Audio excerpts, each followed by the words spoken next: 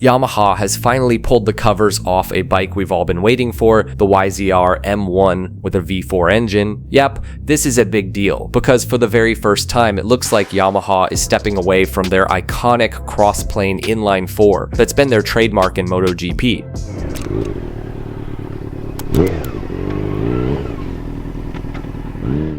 Looking closer at the details, there are plenty of differences compared to the old M1. The aero has been reworked, a slimmer tail, new side aero, and a belly pan that curves upward. The gill-style vents on the fairing are shifted further back, likely to feed air into the rear cylinders. The exhaust is also completely new, now with two silencers, one tucked near the right side of the swing arm and another under the tail. Naturally, this redesign changes the whole rear profile of the bike. Here's where it gets even more interesting. This V4 is technically being readied for the 2026 season. But remember, starting in 2027, MotoGP's engine capacity will shrink from 1000cc to 850cc, which means this 1000cc V4 may only get one full season to shine before the new rules kick in. And sure enough, at Misano, the bike hit the track for the very first time in its shakedown.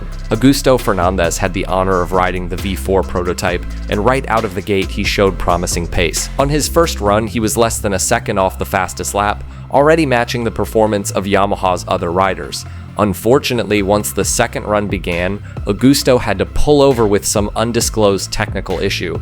Luckily, he managed to get back out on the spare bike, shaved off a few more tenths, and wrapped up the session in 21st just 1.195 seconds behind pace setter Franco Morbidelli. For a completely new machine, that's hardly a disaster. Meanwhile, Fabio Quartararo, still on the inline-four M1, muscled his way into second place just a quarter of a second behind Morbidelli. So at the end of the day, Yamaha walked away with positives from both the new V4 and their current M1. If Yamaha nails the formula, this V4 could be their ticket back to winning ways. If not, at least they've opened the door to a whole new direction in their racing project. It's a bold gamble, ditching the trusted crossplane for a V4. The real question is, will this be the start of Yamaha's MotoGP comeback, or just a short-lived experiment before the displacement rules change? Drop your thoughts in the comments, and I'll see you in the next video.